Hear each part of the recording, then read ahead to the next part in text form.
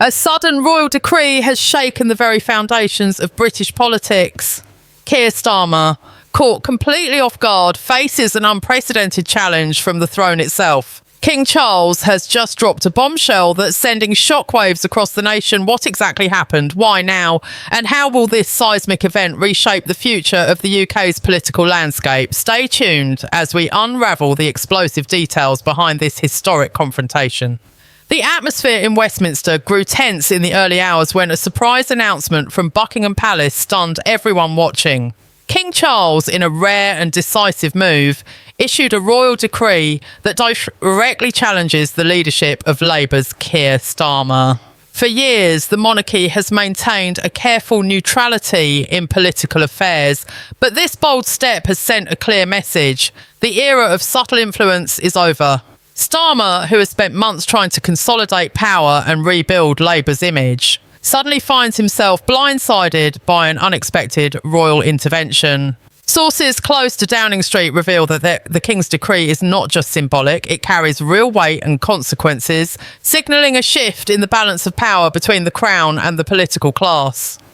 This unprecedented decree reportedly questions Starmer's ability to lead the country through its ongoing crises. From economic turmoil to international tensions, the King's statement criticises the current leadership's failure to provide stability and clear direction. Political insiders suggest this royal message was carefully crafted, reflecting deep dissatisfaction with the government's handling of recent events. The shock isn't just political, it's personal. Starmer, once viewed as a steady hand and a possible future Prime Minister, is now under intense scrutiny. His reaction so far has been one of stunned silence, leaving many wondering if he truly anticipated this royal rebuke. The timing of the decree couldn't be more critical. The UK is already grappling with multiple challenges, from soaring inflation and strikes to foreign policy dilemmas. In this fragile moment, King Charles's intervention has triggered an immediate national debate about the role of the monarchy in modern Britain. Supporters of the Crown argue that the King is fulfilling his duty to protect the nation's interests, while critics warn of dangerous overreach that could undermine democratic processes. The media frenzy has only intensified, with headlines declaring a constitutional crisis and a power struggle unlike any before. Across social media, the public is divided, some applauding the King's courage, others condemning what they call an attack on democracy. Behind the scenes, whispers of secret meetings and back-channel negotiations swirl. Royal aides and senior government officials have reportedly been working overtime to manage the fallout. Analysts suggest that this decree could be the start of a much larger campaign by the monarchy to influence policy and leadership decisions directly, breaking decades of tradition. The implications are staggering. Could this mark a new era where the monarchy asserts more active control over political affairs? Or is this simply a one-time shock designed to jolt the government into action? As the day unfolds, all eyes remain fixed on Keir Starmer. How he responds to this royal challenge will define his political future and possibly the future of the UK itself. Is this the beginning of the end for Starmer's leadership, or will he find a way to turn the tide and regain control? One thing is clear. The nation is witnessing history in the making, and the shockwave from King Charles's decree is just beginning to ripple through the corridors of power. The shock unleashed by King Charles's royal decree has sent ripples far beyond the walls of Buckingham Palace and Westminster, igniting a national crisis that few saw coming. In political circles, the event is being described as a constitutional earthquake, one that challenges long-held conventions about the separation between the monarchy and elected government. For decades, the British Crown has upheld a largely symbolic role in politics, remaining above party disputes and refraining from direct intervention. Yet King Charles's move has shattered that unspoken agreement, thrusting the monarchy into the heart of political controversy with a direct critique aimed at Keir Starmer, the leader of the Labour Party and opposition. This decree was not a mere formality or ceremonial statement. It was a clear, powerful reprimand that exposed deep fractures within the current political landscape. The King's message underscored concerns over national stability, economic hardships, and the perceived ineffectiveness of the government in tackling pressing issues. This was not just a critique of Starmer's leadership style, but an explicit questioning of his capacity to navigate the UK through what the decree termed perilous times. Political experts immediately began dissecting the language used in the royal statement, noting its unusually firm tone and directness. Such language is rare, even unprecedented, coming from the monarch, whose traditional role has been one of neutral observer. This deliberate departure from tradition indicates King Charles's frustration with the status quo and his desire to send a warning that the country's leadership must evolve or face consequences. Inside Labour Party headquarters, the atmosphere is fraught with anxiety and uncertainty. Starmer's closest allies are scrambling to formulate a response, but the leader himself remains unusually quiet, further fueling speculation about his next move. Some insiders suggest that Starmer is grappling with the full gravity of the royal challenge and is weighing options that could include reshaping his cabinet, seeking new alliances, or even stepping down if pressure mounts. The weight of the decree is more than symbolic. It carries political ramifications that could undermine his authority both within Labour and across Parliament. Opposition members from other parties are seizing the moment to criticise the Labour leader, accusing him of weakness and poor judgment, and calling for greater accountability. Meanwhile, the public reaction has been swift and polarised. Across the country, ordinary citizens are debating what this royal intervention means for Britain's democracy and future. Pro-monarchy supporters have rallied behind King Charles, viewing his decree as a necessary wake-up call to complacent politicians. Many believe that the King's involvement is justified in light of the challenges facing the nation, including inflation, strikes, and international tensions. They argue that the monarchy must protect the country's interests, even if that means stepping beyond traditional boundaries.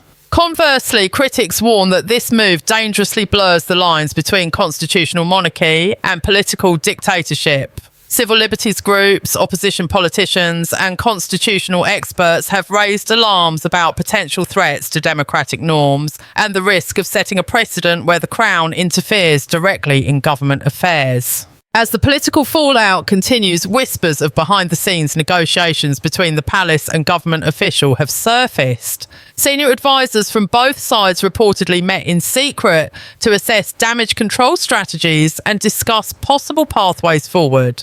As some believe that King Charles is positioning himself to play a more active role in steering the nation's political direction, potentially challenging the supremacy of Parliament and elected leaders. Others argue that this is a one-off intervention meant to shock the government into reform and that the King will retreat once the message is delivered. Whatever the case, the royal decree has undeniably altered the political landscape, forcing politicians, institutions and citizens alike to reconsider the role and power of the monarchy. Monarchy in contemporary Britain? The immediate question now is how Keir Starmer will respond. His options are limited and fraught with risk. An assertive counterattack against the monarchy could provoke a constitutional crisis, while acquiescence might be seen as a sign of weakness and invite further royal interventions. Many political commentators suggest that Starmer must carefully balance his response, perhaps by calling for a national dialogue on the monarchy's role or proposing urgent reforms to restore public trust. Yet the pressure is immense and the stakes are high, not just for Starmer's political career, but for the future of British democracy itself. In the coming days, every statement, decision and move will be scrutinised as the nation waits to see whether the shockwave triggered by King Charles's royal decree will fade or escalate into a full-blown constitutional battle. The reverberations of King Charles's royal decree continue to shake the foundations of Britain's political and constitutional framework. This extraordinary intervention has ignited not just a political storm, but a national reckoning about the role of the monarchy in modern governance. Historically, the British monarch's power has been largely ceremonial, with the Crown acting as a symbolic figurehead, while real political authority rested with elected officials. Yet King Charles's unprecedented move has disrupted this long-standing balance, sending a clear message that the monarchy is no longer content to remain in the shadows during times of national crisis. This shift has unleashed deep anxieties about the future of democracy and the unwritten rules that have guided British politics for centuries. Within the corridors of power, the royal decree has created an atmosphere of palpable tension and uncertainty. Members of parliament, government officials, and political strategists are scrambling to interpret the implications of this intervention. Many view it as a watershed moment, one that challenges the very essence of parliamentary sovereignty and the constitutional monarchy that has defined the UK. Starmer, caught in the eye of the storm, faces a precarious position. His authority as Labour leader is under intense scrutiny not only from opposition parties and media pundits, but now from the highest seat of the monarchy itself. This unprecedented challenge raises questions about whether the Labour leader can maintain his grip on power or if he will be forced into political concessions or even resignation. The impact of the decree extends beyond Starmer and the Labour Party, casting a shadow over the entire political landscape.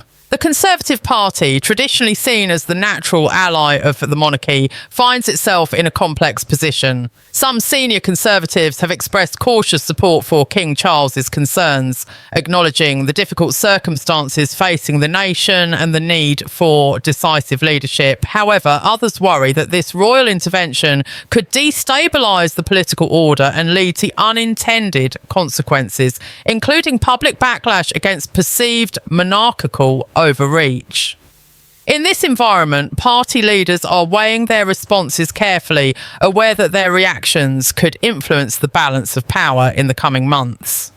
Public opinion is deeply divided, with the royal decree igniting passionate debates across all strata of society. Polling data suggests a significant portion of the population supports the King's bold stance, especially those frustrated with ongoing economic hardships, political gridlock, and social unrest. For many, King Charles's intervention symbolises a break from ineffective political leadership and a call for renewed national unity and purpose. On the other hand, a vocal minority views the decree as a dangerous encroachment on democratic principles. Civil rights advocates, political analysts, and grassroots movements warn that the monarchy's direct involvement in politics risks undermining the legitimacy of elected officials and eroding the freedoms that have been hard won over generations. The media's role in amplifying the crisis cannot be overstated. News outlets across the political spectrum have devoted extensive coverage to the royal decree, dissecting every nuance and potential consequence. Some newspapers have framed the king as a courageous figure stepping up to defend the nation, while others have portrayed the move as reckless and authoritarian. Social media platforms have become battlegrounds for competing narratives, with viral posts, heated debates, and misinformation swirling around the story. This media maelstrom adds layers of complexity to an already volatile situation, making it difficult for the public to discern fact from speculation and further fueling societal divisions. Amid the chaos, constitutional experts have been brought forward to explain the legal and historical context of the King's powers. According to established conventions, the monarch's role is largely symbolic, with real political decisions made by Parliament and the Prime Minister. However, the monarchy retains certain reserve powers that can be invoked during extraordinary circumstances, such as the ability to dissolve Parliament or refuse royal assent to legislation. The royal decree, while unusual in its directness, could be seen as an assertion of these residual powers in response to what the king perceives as an existential threat to the nation. This legal ambiguity leaves open questions about the limits of royal authority and the mechanisms through which political disputes should be resolved in a constitutional monarchy. Behind closed doors, the palace has been working feverishly to manage the fallout and navigate the delicate political landscape. Senior royal advisors and government officials have reportedly engaged in intense discussions to mitigate tensions and find a path forward. These conversations aim to preserve the monarchy's dignity and relevance while respecting the democratic framework that underpins British governance. Some speculate that King Charles may seek to use this moment as leverage to advocate for constitutional reforms, potentially redefining the monarchy's role in a way that grants it greater influence in political matters. Others believe the King's intervention was a one-time warning intended to jolt politicians into action before retreating to the traditional neutral role. As the crisis deepens, the international community is watching closely. Allies and foreign governments are monitoring the situation with concern, aware that Britain's stability is vital to global economic and security interests. Diplomatic sources suggest that foreign leaders have privately expressed unease about the uncertainty caused by the royal decree and its potential to disrupt the UK's political system. The event has even sparked discussions about the viability of the British constitutional model and its resilience in the face of internal upheaval. In this context, King Charles's bold move reverberates far beyond Britain's borders, raising questions about the future of constitutional monarchies worldwide. Looking ahead, the coming days and weeks will be critical in determining the outcome of this unprecedented crisis. Keir Starmer's response will be closely scrutinised by all sides, with his political survival hanging in the balance. Will he rise to the challenge and rally support, or will the pressure force him into retreat? Meanwhile, King Charles's intentions remain somewhat ambiguous. Whether he seeks to redefine the monarchy's power permanently or simply send a temporary warning remains to be seen. What is clear, however, is that the nation stands at a crossroads, facing a fundamental test of its democratic institutions and traditions. The shockwave sparked by this royal decree has only just begun to unfold, and its consequences will shape Britain's future for years to come. The aftermath of King Charles's royal decree continues to unravel into a complex and multifaceted crisis that is gripping the entire United Kingdom. This intervention has done more than just rattle political leaders. It has forced an entire nation to confront uncomfortable questions about power, governance, and the very identity of Britain's democracy. At the centre of this storm is Keir Starmer, whose political future now hangs precariously amid a tide of uncertainty and pressure unlike anything seen before. The royal decree has not only called his leadership into question, but has sparked an urgent conversation about the balance of authority between the monarchy and elected representatives, a balance once thought inviolable. In the days following the announcement, Starmer's camp has been grappling with the strategic dilemma how to respond without escalating the crisis further. A direct confrontation with the king risks alienating a significant portion of the public that still holds the monarchy in high regard.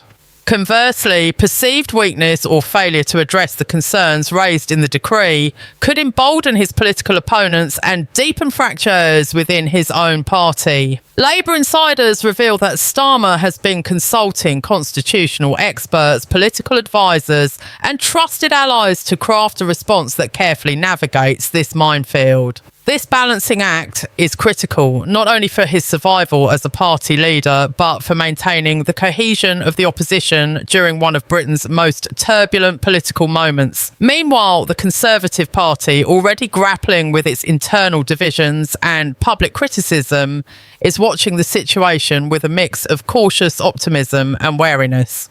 Some Conservatives see the royal decree as an opportunity to weaken Labour and reclaim lost political ground, while others fear that the growing constitutional tension could lead to a broader institutional crisis that destabilises the entire government. Key figures within the party are calling for calm and dialogue, urging all sides to respect constitutional norms and avoid actions that could spiral into a full-blown constitutional breakdown. The Conservatives' response thus far has been measured, reflecting an awareness of the delicate political and public relations landscape they must navigate.